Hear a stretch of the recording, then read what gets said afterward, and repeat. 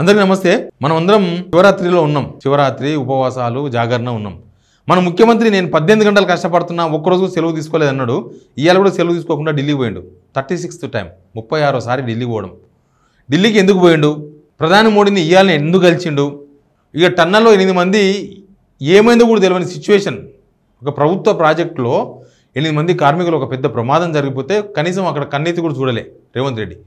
కానీ ఢిల్లీకి పోయిండు. పోయి మోడీని కలిసిండు. ఎందుకు కలిసిండు? దీని వెనుక మర్మమైంది. దీని మీద మాట్లాడదాం. ఈ వీడియో చూసినందుకు మీకు అందరికీ కృతజ్ఞతలు.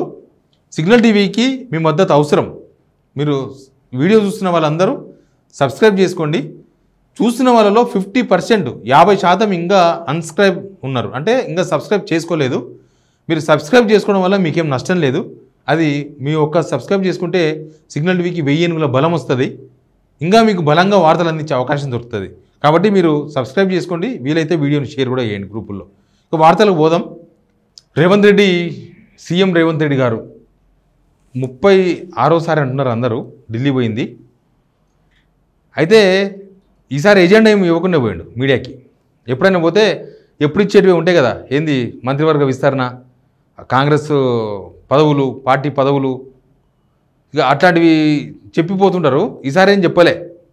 ఈసారి ఢిల్లీ పోతున్నట్టు కూడా సమాచారం మేము ఇవ్వలేం మీడియాకి అఫీషియల్గా. ఇట్లే వీళ్ళు లీకుల ద్వారా తెలిసింది ఆయన ఢిల్లీ పోయిండు, ఢిల్లీ తర్వాత కుంభమేళ కూడా పోతాడు అని. ఇది జరిగింది ఇప్పటివరకు. అయితే ప్రధాని మోడీని కలిసింది. పోయి ప్రధాని మోడీని కలిసిన ఫోటోలు ఎట్లా తెలుసా, తల మెరుస్తున్నాయి, తల మెరుస్తున్నాయి. ఎందుకు మెరుస్తున్నాయి తెలుసా? ఆయన రాహుల్ గాంధీ కూడా కలిసిండు రీసెంట్గా. కలిసినని చెప్పిండు, ఆ ఫోటోలు బయటికి రాలే. అసలు రాహుల్ గాంధీతో ఈయన ఇట్లాంటి ఫోటోలు ఇంకో మీరు చూస్తున్నారు కదా తెర మీద. రాహుల్ గాంధీ మోడీని కలిసిండు, సన్మానం చేసిండు, చాల్వా కప్పిండు, ఎంబడి శ్రీధర్బాబు ఉండి, అది మాట్లాడదాం మళ్ళీ. కానీ రాహుల్ గాంధీని ఇంత సంతోషంగా ఎప్పుడు కలవలే ఆయన. కలిసే అవకాశమే రాలే. ఎప్పుడు వచ్చిందంటే లోక్సభ ఎలక్షన్స్ ముందర వచ్చింది. ఆ తర్వాత మళ్ళీ లోక్సభ ఎలక్షన్స్ తర్వాత రాహుల్ గాంధీని అట్లా పర్సనల్గా, లేకపోతే కనీసం ఒక్క మినిస్టర్ మాత్రమే ఉండి పోయి కలిసి అంత సంతోష సంబరాలుగా కలిసిన సందర్భాలు లేవు. ఆయన కలిసిన ఫోటోలే లేవు. ఆయన ఇప్పుడు కలిస్తే కూడా ఫోటోలు లేదు. మొన్న కలిసినప్పుడు కూడా ఫోటోలు లేదు, బయటికి రాలే. అసలు ఫోటో దింపిరో దింపలేదో కూడా తెలియదు. ఈయన కలిసి వచ్చిన తర్వాత కసుబూస అన్నాడు.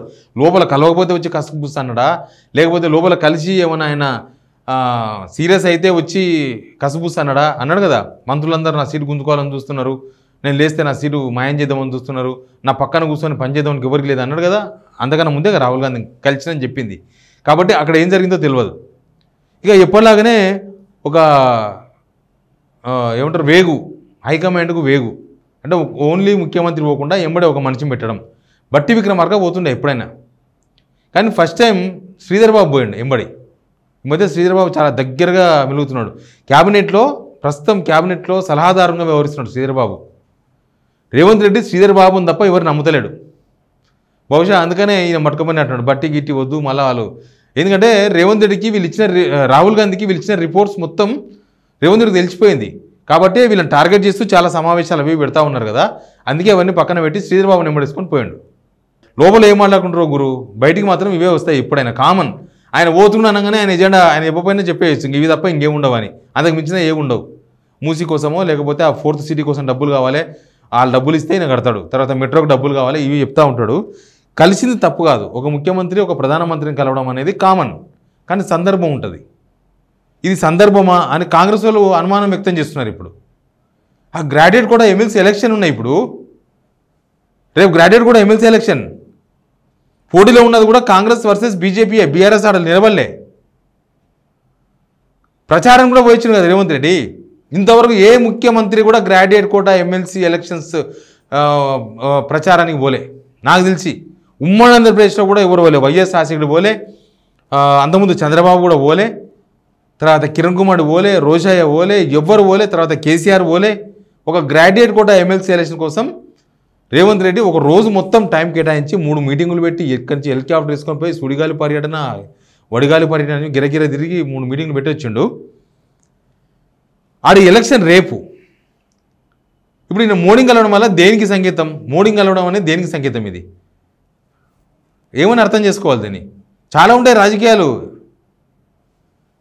ఇట్లే ఉంటాయి. నాకు తెలిసిన ఒక ఆ ఊరి పేరు చెప్పాను కానీ ఒక ఊర్లో సర్పంచ్ ఎలక్షన్ జరిగినాయి కదా. ఓ ఊర్లో సర్పంచ్ ఎలక్షన్, ఎప్పుడైనా సర్పంచ్ ఎలక్షన్ వస్తే ఊరు 2 భాగాలు అవుతుంది. దానిలో కులాలు అవేమి ఉండవు, ఎందుకంటే రిజర్వ్డ్ ఉంటుంది కాబట్టి వాళ్ళే ఉంటారు. ఇప్పుడు ఒకవేళ ఎస్సీ రిజర్వ్డ్ అయిందనుకో, ఎస్సీలే ఉంటారు, కానీ వాళ్ళు కూడా 2 భాగాలు ఉంటారు. కొంతమంది రెడ్డిలు ఇటువైపు ఉంటారు, కొంతమంది రెడ్డిలు అటువైపు పోతారు, కొంతమంది బీసీలు అటువైపు ఉంటారు. ఇటు రకరకాలు నడుస్తుంటాయి. రచ్చకట్ట మీద కూర్చొని మాట్లాడుతుర్రట. ఎప్పుడు? రేపు ఎలక్షన్, సర్పంచ్ ఎలక్షన్ ముందు రోజు ఒక టీం ఒక ఆయనకు మద్దతు తెలిపే వాళ్ళందరూ కూర్చొని మాట్లాడుకుంటున్నారట. ఇంకా ఎట్లా వ్యూహాలు, ఇవాళ డబ్బులు ఎట్లా వంచాలి, అసలు ఎక్కడ వంచాలి, మనకి ఎన్ని ఓట్లు ఉన్నాయి, మనకి ఎట్లా ప్లానింగ్ చేస్తున్నట. వాళ్ళు ప్లానింగ్ చేస్తుంటే అవతల టీంలో ఉండేది ఒక ఆయన అటకెళ్ళిపోతున్నాడట. రచ్చకట్ట పోతుంటే ఈ అభ్యర్థిని పిలిచినట్ట పక్కకు పిలిచి ఏదో చెవులో ఏదో చెప్పినట. చెప్తే ఏం చెప్పినో తెలియదు. అభ్యర్థి చుట్టూ జనం ఉన్నారు. అవతల అభ్యర్థి ఏముండే ఒక ఆయన పిలిస్తే పోయిండు, అంత దూరం పోయి చెవులో ఏదో చెప్తే వచ్చినాక అడిగిరట ఆ పెద్ద మనుషులు, ఏం చెప్పిండు నీకన్నా? ఆయన ఆయన తిరిగితే ఆయన కదా, నీకేం చెప్పిండంటే ఏం చెప్పలేదు, ఏదో బాయి చెరువు అని చెప్పినట్ట. నీకోసం అని మేము కష్టపడుతుంటే నువ్వు వాళ్ళతో మేము గుసగుస పెడతావు అంటే మీరందరూ ఒకటే, మేమే బేకుగలమా అని చలో మనమంతా రివర్స్ అని చెప్పి ఉన్న అభ్యర్థిని ఓడగొట్టి అందరు కలిసి అవతలను కొట్టేసారట. అయిపోయింది. ఉత్తగా ఆడు పిలిచినందుకు అవతలోడు, ఈయన పోయినందుకు లాస్ట్కు పోయింది. సేమ్ ఇప్పుడు ఎమ్మెల్సీ ఎలక్షన్ కూడా గట్లే నడిచేటట్టుంది. ఇప్పుడు నేను చెప్పిన స్టోరీ దీనికి కరెక్ట్గా షూటబుల్. మోడీ అపాయింట్మెంటు అడిగింది ఎప్పుడో కూడా తెలియదు. మరి చెప్తున్న వాళ్ళు ఏం చెప్తున్నారంటే జస్ట్ రాత్రిని అడిగిండు, పొద్దుగాలు వచ్చింది అంటున్నారు. రాహుల్ గాంధీ అపాయింట్మెంట్ కోసమేమో రోజులు నెలలు ఇంకా నాకు తెలిసి ఇంకొక 2 months అయితే సంవత్సరం అవుతుంది అపాయింట్మెంట్. రాహుల్ గాంధీ అపాయింట్మెంట్ దొరకలేదు, కానీ ఈయన మోడీ అపాయింట్మెంటు ఇంత సులువుగా దొరకడం ఏమిటో అని కాంగ్రెస్ వాళ్ళే చర్చించుకుంటున్నారు. మా ఓనికి ఇంత ఈజీగా దొరికిందని. ఎలక్షన్ ముందల పాపం ఆడ అభ్యర్థి ఏమో ఆయన నరేందర్ రెడ్డి మొత్తం ఇన్ని రోజులు ఆ విద్యార్థులతోన ఆడ ఈడ అందరినీ పిసికి సంపాదించిన పైసలని ఖర్చు పెడుతున్నట్టున్నాడు. ఈయన మాత్రం పోయి మోడీని కలిస్తే దానికి అర్థం ఏంది అంటే ఉన్నోళ్ళు ఈయన సింపథైజర్స్ అంతా బీజేపీకి ఓటేయాలనా? మొన్ననే తిక్క మాటలు మాట్లాడాడు ప్రచారంలో. ఈ నరేందర్ రెడ్డి ఒకడు గెలిస్తే ఏంది, పోతే ఏంది, ఆయన గెలిస్తే నా ప్రభుత్వం పడిపోయేది లేదు, ఆయన ఓడిపోతే నా ప్రభుత్వం పడిపోయేది లేదని అంటే ఆయనతో పెద్ద అవసరం లేదని చెప్పిండు. ఆయన గెలిచినా గెలవపోయినా మాకేం ప్రమాదం లేదు అని. దాని అర్థమైంది. అట్లే జరుగుతున్నాయి. వీళ్ళిద్దరూ బీజేపీ కాంగ్రెస్ విమర్శలు చేసుకుంటే కూడా అదేందో సహేతుకంగా అనిపిస్తలేదు. మొన్న అన్నారు ఈడీ ఫోన్ ట్యాపింగ్ కేసులో ఉన్న పట్టుకొస్తే ఎంతసేపు కేసీఆర్ జైలు వేస్తుడని. ఇంతసేపా జైలు వేస్తుడు? మీరు చేసిన ఆరోపణలకు, కాంగ్రెస్లు చేసిన ఆరోపణ, బీజేపీలు చేసిన ఆరోపణలు, మామూలు ఆరోపణలు చేసినరా? 1,00,000 కోట్ల అవినీతి చేసిన కాళేశ్వరం లాంటి ఎన్ని చాలా ఆరోపణలు చేసినారు. వాళ్ళు 14 నెలలు బయట ఉండకూడదు మీరు చెప్పినట్లు లెక్క ప్రకారం. సెంట్రల్ ఒక గవర్నమెంట్ ఉంది, ఇక్కడ ఒక గవర్నమెంట్ ఉంది. ఇన్ని పోలీసులు, ఇంత హడావిడి, ఇప్పుడే అరెస్ట్ చేస్తారు, ఇప్పుడే అరెస్ట్ చేస్తారు, తెల్లారకలు అరెస్ట్ చేస్తారు, ఇంకా దీపావళి పటాకులు జైలునే పేల్చుకుంటారు. ఇన్ని మాటలు మాట్లాడిన వాళ్ళు ఇప్పటిదాకా సపడలేదు. అందుకే ఇక్కడ గవర్నమెంటు సంకీర్ణ ప్రభుత్వమా అని అనుమానం కలిగే విధంగా, జనాలకు అనుమానం కలిగే విధంగా కొంతమంది బీజేపీ నేతలు బాహాటంగానే సపోర్ట్ చేస్తున్నారు కదా. అది పార్టీ లైనో వాళ్ళ లైనో తెలియదు. హైడ్రాకు సపోర్ట్ చేసినారు కదా, హైడ్రా కూలగొడుతున్న సపోర్ట్ అయ్యలే కదా. మూసీ సపోర్ట్ చేశారు కదా, నిద్రపోయినట్టు చేసిర్రు. మళ్ళీ మూసీ విషయంలో అవును ప్రక్షాళన కాదు, ఏకంగా విద్యాసాగర్ రావు అందరూ ఆడ కూర్చున్నాగానే మాట్లాడాడు. మాజీ గవర్నర్ విద్యాసాగర్ రావు సిహెచ్, నేను అన్నిటికీ సపోర్ట్ చేస్తున్నాం మేమని. మరి ఏమని అర్థం చేసుకోవాలని తెలియదు. కానీ దీని మర్మం ఏంది? ఓ పక్క గ్రాడ్యుయేట్ కూడా ఎలక్షన్ ఉంది, ఓ పక్క టీచర్ ఎమ్మెల్సీ ఎలక్షన్ ఉంది. టీచర్స్ కానీ వీళ్ళకి సంబంధం లేదనుకో. అంటే ఎడి తిరిగి బీజేపీని మొత్తం 2 టీచర్లు ఒక గ్రాడ్యుయేట్ కూడా గెలిపిద్దామని డిసైడ్ అయిపోయినారు రేవంత్ రెడ్డి. అదేనా స్కెచ్ ఇది ఏమన్నా? ఒకరోజు ముందు కలవడిందబ్బా. రాజకీయాలే కదా. మీరు రాష్ట్ర ముఖ్యమంత్రి కావచ్చు, ఆయన ప్రధానమంత్రి కావచ్చు. అంత ఎర్రం ఎట్లా దొరికింది అపాయింట్మెంటు? అంత ఎర్రం ఎట్లా పోయినరు? అంత ఎట్లా ఏమైందో మరి. రాజకీయాలు చాలా బయటికి కనిపించే రాజకీయాలు వేరు సుమా. కొందరు అంటారు ఈయన ఇట్టే మాట్లాడతాడు శివారెడ్డి, ఈయన ఇట్టే మాట్లాడతాడని పెడతారు కామెంట్లలో. బయటికి కనిపించే రాజకీయాలు కాదు తమ్ముడు.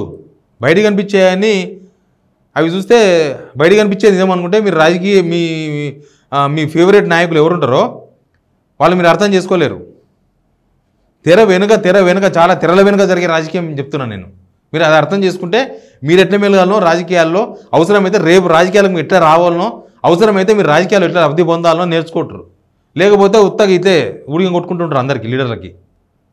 ఎనీవే, రేవంత్ రెడ్డి గారు శివరాత్రి రోజు ఎమ్మెల్సీ ఎలక్షన్ ఒకరోజు ముందు అడగడమే ఫలంగా అపాయింట్మెంట్ దొరకడం, మోడీ గారిని కలవడం, ఇది దేనికి సంకేతం, ఇదంతా దేనికోసం జరుగుతుందన్న ఒక చర్చ అయితే నడుస్తుంది. దీని కనుక మర్మం ఏంది అనేది ముందు రాజకీయాలు తెలుస్తుంది. బట్ ఈ ఎక్స్ప్లెనేషన్ అప్పుడు గుర్తు చేసుకుందాం మళ్ళీ. Please subscribe signal TV.